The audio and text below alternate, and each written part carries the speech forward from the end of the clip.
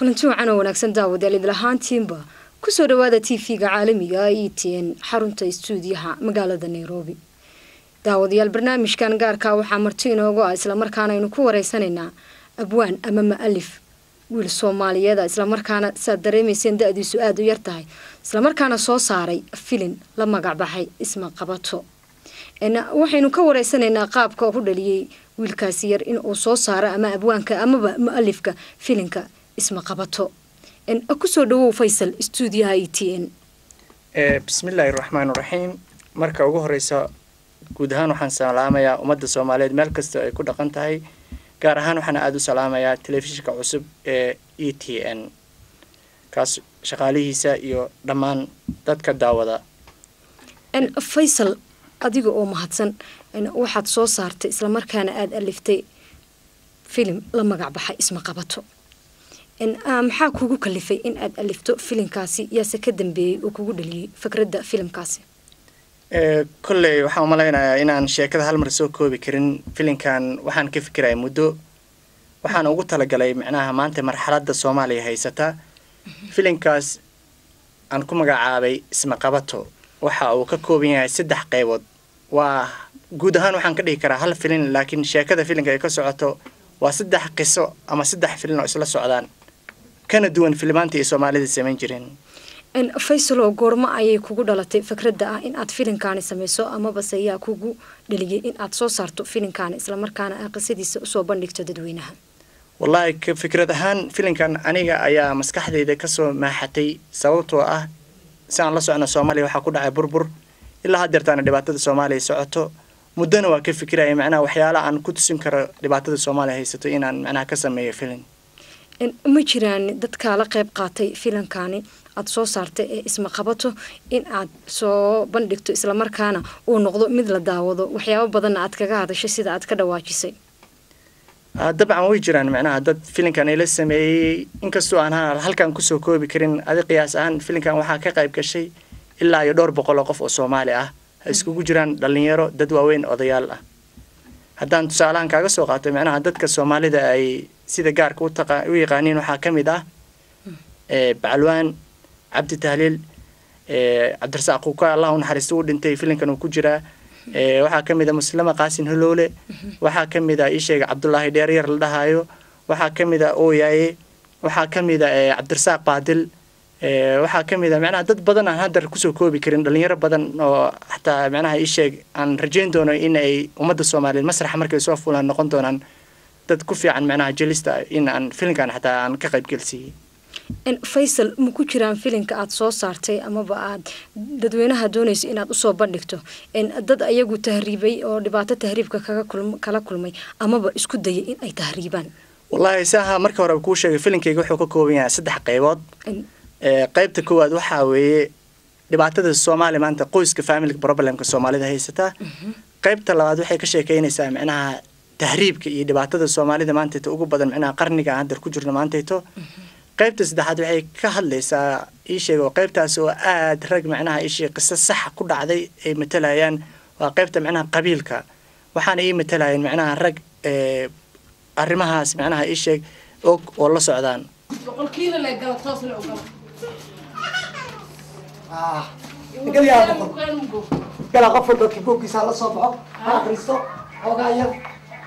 هاي ماذا قلكو قلمي عيالكو قلك لقلي أنا شكاس إيكينا ميا ديريه صوصعي كالي هاي ماذا مات هاي انتي مو سوى تعرفتي وواحد هابين يا واحد وجراه هابين كالي انتي مو صوصعو واحد دقيقة بيها جراه سوا جيران صوصعو هاي سوى وجراه نيكا أمواك تجا أمواك دوفا كدحين ما بجيران بو maxaa kugu dhacay maxaa inta ka soo baasan iskor saarnayna ana ciyalkee saan ma ku jirana unuka seeway maxaa dibood qabtaa maxaa nolosha nololna aan ku jirna anaka dadka Mareykan aadan waa istriixo haayaan lacag la qaadiyo haaya hurdada ka kac walaalo meeshan saan la noloman saan ma arko hayna unuka ka galisteech maxaa tiri dadkii Mareykan bay wadaadeen Mareykan la aaday oo cidba ma joogto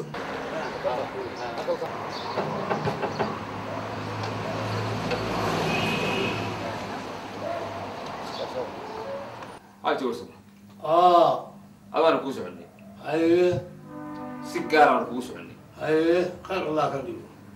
دو إلهي رالي كنقضو waxaanu doonaynay arin ugu horta maaha waa arin soo jireen oo dhaqan oo weligeed jirtay ayay ahayd hase ahaatee sida gaarkan kugu sii soconnaa waxaa weeye gabadhaadaanu doonayay hodan warsame kaash ayaanu doonaynay oo weliba aad noo meheliso ugu doonaysaa ugu doonaysaa oonu doonayno wiilkayga mawliid horta yarkan anaa soo korsaday oo carruurtayda la dhashay waa garta muuminna adeer buu yahay عاجبون بعدين هذا لو دشي هذا بين لو دشي هذا هو سو انا سو كرسي waa wiilkii oo kale weey عرفتي isku hooyayeen waa gart Soomaal gar waa gart marka haduu ilaahay raali ka ahaado inaanu gabadhii maanta nasiisan doonina waxa weeye gabadhii horta nasiima xuma aye arin ugu bana ma aha waa arin soo jireen aad iyo aad waa wax siro gabadh wala soo doori jiray si fiican laakiin dib waxba la bedelay ma dad si wax loo soo doori jiray wax laga bedelay waa sidee ma wax loo soo doori jiray iyo wax laga bedelay sidii ma ku socnaa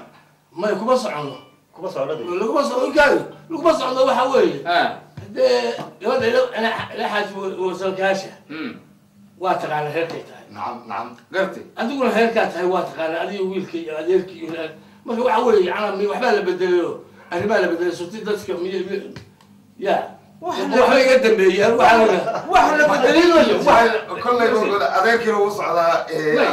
معناه نكى وارد كان وصل أنا ساعد كي بقى واحد بدل مرة هذا أفكي وحكي كيرني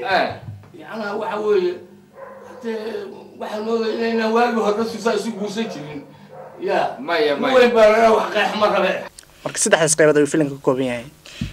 Faisal adiga oo mahadsan maxaad ku jeclaatay magaca isma qabato in aad u bixiso filimkaasi maxay sataa fikradda ka dambeysay wallahi su'aashaas dad badan way weydiiyeen isma qabato horta macnaha ereyga isma qabato macnaha waxaan ku metelay saddexda arrimood macnaha markii filim la sameeyna ama qiso qofka ka sheekeyna waxa loo baahan yahay hal erey oo isku keena macnaha sheekadaas magacaas waxaan ugu talagalay markii filimka oo saddexda qayb familka uu ka sheekeyna qaybna uu ka sheekeyna qabiilka qaybna uu ka sheekeyna tahriibka kii badda ku dhacay macnaha qof qabanaya ma jiro kii qabiilka macnaha qofka u diidaya macnaha ishay qabiil ahaan qofka cunsuriyeenaya ama wuxuu sameeyay qof qabanaya ma jiro kii familkiisa macnaha reerkiisa baabi'inayo qof qabanaya ma jiro marka isma qabanayso dadka macnaha Soomaali ahaan markaan fiiriyay qisadii filimka uu ku sameeyay la isma qabana lama dhahayo qofkaas waxaas ku qaldan tahay ama qof waxaas sameynaysa jooji marka isma qabanayso ereyga saas baan ugu baxshay ereyga saas isma qabato isma qabato in Faisal uu ku qorshaysan yihiin filmo kale in aad soo saarto sida kuwan oo kale oo jiraan filmaan badan saan rajeynaa insha Allah waan soo saari doonaa oo jiraan sheekooyin badan qoran way jiraan insha Allah waan wadnaa in soo saaro on diyaariyaha in ra'yiga adiga ma iskala iyo diyaarinta sida filimkan oo kale isma qabato mase waa mid isna laga qayb qaato dad kale ay ku diyaariyaan ra'yiga ana iskale mana writing mana filimka qoraalka ana sameeyay fikradeedii wax walba ana sameeyay qof macnaha igu dhaliyo ma jirto in adiga oo mahadsan Faisal Cabdisamed dadweynaha ku daawanaya maxad ugu hambalyeelayd ama aad dheelayd ku soo dhawaada in rubaayada ama filimka aad soo saartay dadweynaha kulay way salaaman yihiin filimkan ujeedadan u sameeyna waxay tahay in ay ku dhaqan qaataan filimkan kasta hadii laga daawado kulay qofkii daawada jira dad qaawan kuma jiraan music kuma jiro maxaa la waa filim ka sheekeynaya dhaqanka Soomaaliyeed sax ah in music iyo heeso waxba lagu soo bandhigi maayo hees kuma jirto music kuma jirto qof timiisa banaayin kuma jiro maxaa la dad isku qabsanaya kuma jiraan waa filim loogu talagalay in bulshada Soomaaliyeed ay ku tusaale qaadato waxa ku jira caruur dad dhalinyaro ah dad waaweyn cid walba ku jirta aad iyo aad ba u mahadsantahay Faisal adaa mudan bishaaro